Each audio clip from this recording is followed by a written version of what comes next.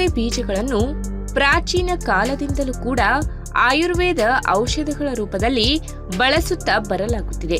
ತನ್ನಲ್ಲಿ ಅಧಿಕ ಪ್ರಮಾಣದಲ್ಲಿ ಪೌಷ್ಟಿಕ ಸತ್ವಗಳನ್ನ ಒಳಗೊಂಡಿರುವ ಈ ಅಗಸೆ ಬೀಜಗಳು ನೋಡಲು ಪುಟ್ಟದಾಗಿದ್ದರೂ ಕೂಡ ನಮ್ಮ ಆರೋಗ್ಯಕ್ಕೆ ಊಹೆಗೂ ನಿಲುಕದಷ್ಟು ಆರೋಗ್ಯ ಪ್ರಯೋಜನಗಳನ್ನ ನೀಡುತ್ತವೆ.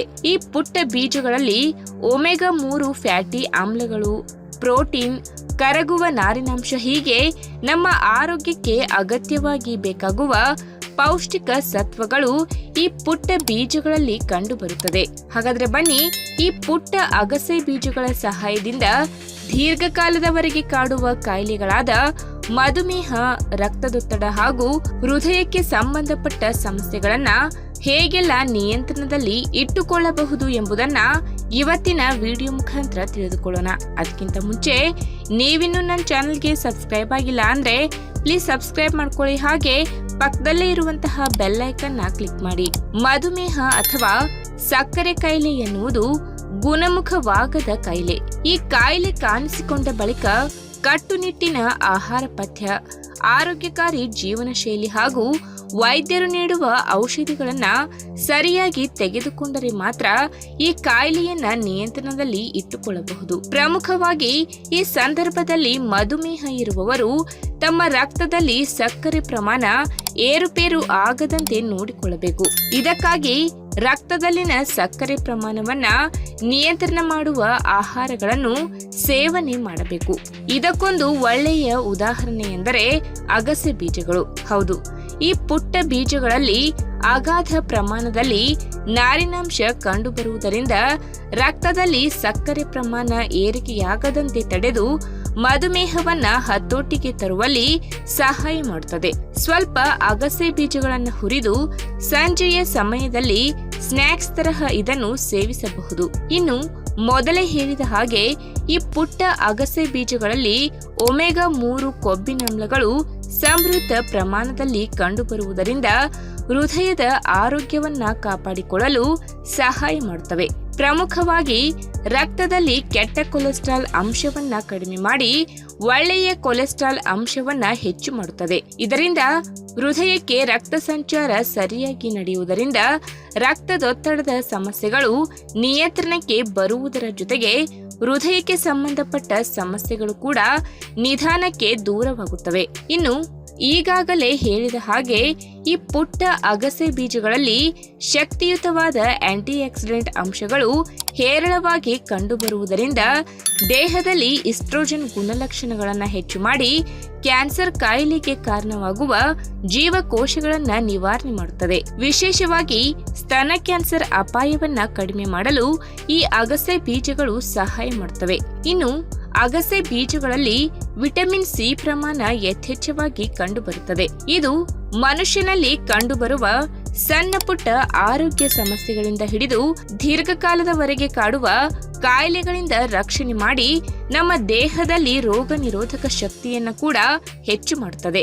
ಇನ್ನು ಪ್ರಮುಖವಾಗಿ ಈ ಬೀಜದಲ್ಲಿ ಉನ್ನತ ಮಟ್ಟದ ಒಮೆಗಾ 3 ಕೊಬ್ಬಿನಾಮ್ಲ, ಕರಗುವ ನಾರಿನಾಂಶ, ಶಕ್ತಿಯುತವಾದ ಆಂಟಿ ಆಕ್ಸಿಡೆಂಟ್ ಅಂಶ, ಪ್ರೋಟೀನ್, ಮ್ಯಾಂಗ್ನೀಸ್, ಕ್ಯಾಲ್ಸಿಯಂ ಇತ್ಯಾದಿ ಕೆಲವೊಂದು ಪೋಷಕಾಂಶಗಳು ಹಾಗೂ ಖನಿಜಾಂಶಗಳು ಕೂಡ ಅಗಾಧ ಪ್ರಮಾಣದಲ್ಲಿ ಸಿಗುವುದರಿಂದ ಮನುಷ್ಯನ ಆರೋಗ್ಯ ವೃದ್ಧಿಸುವಲ್ಲಿ ಪರೋಕ್ಷವಾಗಿ ನೆರವಿಗೆ ಬರುತ್ತವೆ. ಇನ್ನು ಅಗಸೆ ಬೀಜಗಳ ಸೇವನೆ ಹೇಗೆ ಎಂದು ನೋಡುವುದಾದರೆ ನೀರಿನಲ್ಲಿ ನೆನೆ ಹಾಕಿ ಸಹ ತಿನ್ನಬಹುದು. ಇದನ್ನು ಕುಟ್ಟಿ ಪುಡಿ ಮಾಡಿಕೊಂಡು ನೀರಿನಲ್ಲಿ ಬೆರೆಸಿ ಕುಡಿಯಬಹುದು ಅಥವಾ ಎಣ್ಣೆಯ ರೂಪದಲ್ಲಿ ಸೇವಿಸಿದರೆ ಹೆಚ್ಚು ಲಾಭ ಪಡೆಯಬಹುದು. ಆದರೆ ಇದನ್ನು ಮಿತವಾಗಿ ಸೇವಿಸಿದರೆ ಒಳ್ಳೆಯದು. ಇಲ್ಲಾಂದ್ರೆ ಸ್ವಲ್ಪ ಅಗಸೆ ಬೀಜಗಳನ್ನು ಹುರಿದು ಸ್ನ್ಯಾಕ್ಸ್ ರೀತಿಯೂ ಕೂಡ ಸೇವನೆ ಮಾಡಬಹುದು. ಆಯುರ್ವೇದ ಅಂಗಡಿಯಲ್ಲಿ ಈ ಬೀಜಗಳು ವಿವಿಧ ರೂಪದಲ್ಲಿ ಲಭ್ಯವಿದೆ.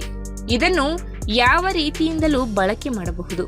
ಉದಾಹರಣೆಗೆ ಎಣ್ಣೆ, ಹುಡಿ, ಕ್ಯಾಪ್ಸೂಲ್ಸ್ ಮತ್ತು ಹಿಟ್ಟಿನ ರೂಪದಲ್ಲಿ ಇದು ಸಿಗುವುದರಿಂದ ನಮ್ಮ ದೈನಂದಿನ ಆಹಾರ ಪದ್ಧತಿಯಲ್ಲಿ ಸೇರಿಸಿಕೊಂಡರೆ ಬಹಳ ಒಳ್ಳೆಯದು. ಅರಿಶಿನ ನಮ್ಮ ದೇಹಕ್ಕೆ ಹಲವಾರು ಪ್ರಯೋಜನಗಳನ್ನ ಕೊಡುತ್ತದೆ. ಇದು ನಮ್ಮ ದೇಹದ ರೋಗ ನಿರೋಧಕ ಶಕ್ತಿಯನ್ನ ಬಲಪಡಿಸುವುದರ ಜೊತೆಗೆ ಹಲವು ಆಯಾಮಗಳಲ್ಲಿ ನಮ್ಮ ಆರೋಗ್ಯದ ಸಮಸ್ಯೆಗಳನ್ನ ಹೋಗಲಾಡಿಸುತ್ತದೆ ಮತ್ತು ಒಂದು ಅದ್ಭುತ ಮನೆ ಔಷಧಿಯಾಗಿ ಎಲ್ಲ ವಯಸ್ಸಿನ ಜನರಿಗೆ ಉಪಯೋಗಕ್ಕೆ ಬರುತ್ತದೆ. ಇಂತಹ ಅರಿಶಿನವನ್ನ ಆರೋಗ್ಯ ತಜ್ಞರು ನಮ್ಮ ಆಹಾರ ಪದ್ಧತಿಯಲ್ಲಿ ಸೇರಿಸಿಕೊಳ್ಳುವಂತೆ ಹೇಳುತ್ತಾರೆ. ಆದರೂ ಕೂಡ ಕೆಲವು ವರ್ಗದ ಜನರು ಅರಿಶಿನವನ್ನು ಕಡಿಮೆ ಪ್ರಮಾಣದಲ್ಲಿ ತಿನ್ನಬೇಕು ಅಥವಾ ತಿನ್ನಲೇಬಾರದು ಎಂದು ಸಹ ಆರೋಗ್ಯ ತಜ್ಞರು ತಾಕೀತು ಮಾಡುತ್ತಾರೆ. ಇದು ನಿಜಕ್ಕೂ ಗೊಂದಲ ಮೂಡಿಸುವ ವಿಚಾರ, ಆದರೆ ಅವರ ಪ್ರಕಾರ ಅಷ್ಟೇ ಸತ್ಯ ಕೂಡ. ಕೆಲವರ ಆರೋಗ್ಯ ಸ್ಥಿತಿಗೂ ಕೆಲವರ ದೇಹ ಸ್ಥಿತಿಗೂ ಅರಿಶಿನಕ್ಕೂ ಆಗಿ ಬರುವುದಿಲ್ಲ.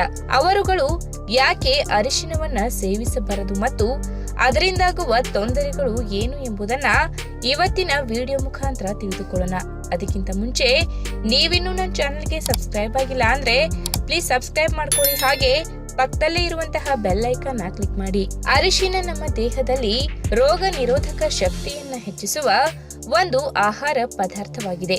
ಬೇಯಿಸಿ ತಯಾರು ಮಾಡಿದ ಅಡುಗೆಯಲ್ಲಿ ಇದು ಗರ್ಭಿಣಿಯರು ಮತ್ತು ಬಾಣಂತಿಯರಿಗೆ ತುಂಬಾ ಒಳ್ಳೆಯದು ಎಂದು ತಿಳಿದು ಬಂದಿದೆ.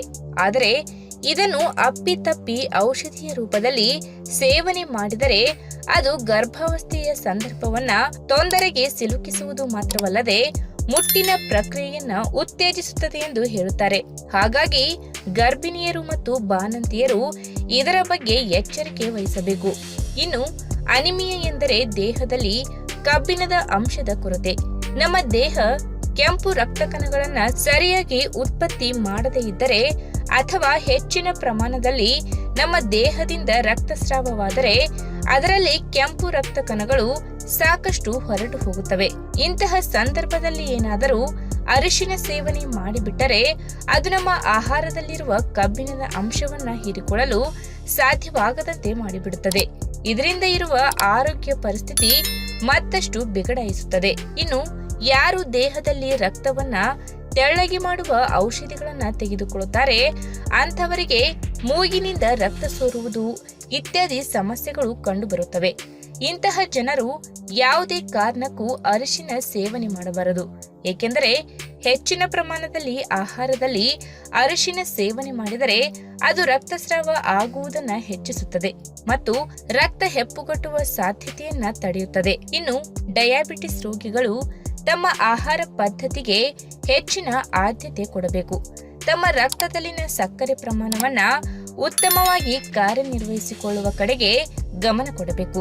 ರಕ್ತದಲ್ಲಿ ಯಾವಾಗಲೂ ಸಕ್ಕರೆ ಪ್ರಮಾಣ ಹೆಚ್ಚು ಅಥವಾ ಕಡಿಮೆಯಾಗದಂತೆ ನೋಡಿಕೊಳ್ಳಬೇಕು. ಪದೇ ಪದೇ ತಮ್ಮ ಆಹಾರ ಪದ್ಧತಿಯ ಮೂಲಕ ಅರಿಶಿನ ಸೇವನೆ ಮಾಡುತ್ತಿದ್ದರೆ ಅದರಿಂದ ಶುಗರ್ ಲೆವೆಲ್ ತುಂಬಾ ಕಡಿಮೆಯಾಗುತ್ತದೆ. ಹಾಗಾಗಿ ಸಕ್ಕರೆ ಕಾಯಿಲೆ ಇರುವವರು ಅರಿಶಿನದ ವಿಚಾರದಲ್ಲಿ ಸ್ವಲ್ಪ ಜಾಗೃತಿಯನ್ನು ವಹಿಸಿದರೆ ಒಳ್ಳೆಯದು.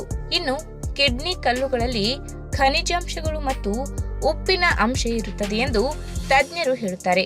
ಪ್ರಮುಖವಾಗಿ ಕ್ಯಾಲ್ಸಿಯಂ ಆಕ್ಸಲೇಟ್ ಇದರಲ್ಲಿ ಕಂಡುಬರುತ್ತದೆ. ಇದರಲ್ಲಿ ಇನ್ನೊಂದು ವಿಷಯವೇನೆಂದರೆ ಅರಿಶಿನ ಕೂಡ ತನ್ನಲ್ಲಿ ಕ್ಯಾಲ್ಸಿಯಂ ಆಕ್ಸಲೇಟ್ ಪ್ರಮಾಣವನ್ನ ಹೆಚ್ಚಾಗಿ ಒಳಗೊಂಡಿದೆ. ಹಾಗಾಗಿ ಕಿಡ್ನಿಗಳಲ್ಲಿ ಕಲ್ಲುಗಳ ಸಮಸ್ಯೆ ಇರುವವರು ಅರಿಶಿನ ಸೇವನೆಯ ಆದ್ಯತೆಯನ್ನ ಕಡಿಮೆ ಮಾಡಿಕೊಳ್ಳಬೇಕು. ಇಲ್ಲದಿದ್ದರೆ ಈ ಸಮಸ್ಯೆ ಮತ್ತಷ್ಟು ಹೆಚ್ಚಾಗುತ್ತದೆ. ಇನ್ನು ಈ ಸಂದರ್ಭದಲ್ಲಿ ಇನ್ನೊಂದು ಪ್ರಶ್ನೆ ಎಲ್ಲರ ತಲೆಯಲ್ಲಿ ಬರುತ್ತದೆ. ಎಷ್ಟು ಪ್ರಮಾಣದಲ್ಲಿ ಅರಿಶಿನ ಸೇವನೆ ಮಾಡಿದರೆ ಆರೋಗ್ಯಕ್ಕೆ ಒಳ್ಳೆಯದು ಎಂಬುದು ಹಲವರ ಗೊಂದಲ.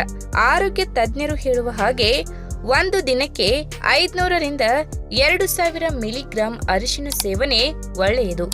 ಒಂದು ವೇಳೆ ನೀವು ನಿಮ್ಮ ಆಹಾರದಲ್ಲಿ 2000 ರಿಂದ 2500 ಮಿಲಿಗ್ರಾಂ ಅರಿಶಿನ ಬಳಸಿದರೆ ಅದು ನಿಮಗೆ ಕೇವಲ 60 ರಿಂದ 100 ಮಿಲಿಗ್ರಾಂ ಕರ್ಕುಮಿನ್ ಕೊಡುತ್ತದೆ. ಅಂದರೆ ಅದು ನಿಮ್ಮ ಆರೋಗ್ಯಕ್ಕೆ ಯಾವುದೇ ತೊಂದರೆಯನ್ನುಂಟು ಮಾಡುವುದಿಲ್ಲ. ಯಾವುದಕ್ಕೂ ನಿಮ್ಮ ಆರೋಗ್ಯ ತಜ್ಞರನ್ನ ಭೇಟಿ ಮಾಡಿ ಅವರಿಂದ ನಿಮ್ಮ ಆರೋಗ್ಯಕ್ಕೆ ಸಂಬಂಧಪಟ್ಟಂತೆ ಸೂಕ್ತ ಸಲಹೆಯನ್ನ ಪಡೆದುಕೊಳ್ಳಿ. ಈ ವಿಡಿಯೋ ನಿಮಗೆ ಇಷ್ಟವಾದಲ್ಲಿ ತಪ್ಪದೆ ಲೈಕ್ ಮಾಡಿ, ಶೇರ್ ಮಾಡಿ, ಹಾಗೆ ನಿಮ್ಮ ಅನಿಸಿಕೆ